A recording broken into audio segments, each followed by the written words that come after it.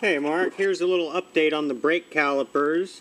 As you can see, it's about 11:40 on Tuesday here. Let's see, the brake pads, as I was talking about, you can see that from the backing plate, that one has a couple of millimeters on it. Here's the other one, only has 1 to 2 millimeters of pad. You can see the little edge there.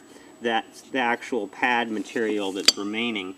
And here's from the other front caliper. So there's almost no pad there. I don't know if they, whoever was inspecting was looking at the backing plate thinking they had more brake pad than they actually did. So the one in the back here, this is the one that was sticking real bad off the left front. You can see I got the two halves split apart, and I was able to actually get the pistons out after letting them sit in the lube overnight and a bit of effort.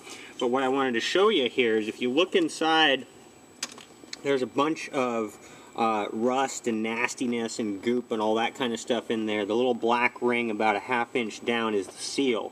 So what we're going to do is we're going to take the pistons here, and you can kind of see the little rust marks on the edges and stuff.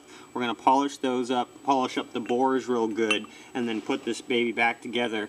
And this is the caliper off the right front. You can see I wiped off those other pistons. These ones are just as they popped out. You know, basically all that orange is just rust, you know, from the water that was in the brake fluid. So we'll be able to save these calipers. I'm fairly confident. I've got the kits on order. Should be here in just a little while. So we'll call this the before pictures. And once I get them all rebuilt and put back together, I'll give you another video of what those bad boys look like. So, to be continued later.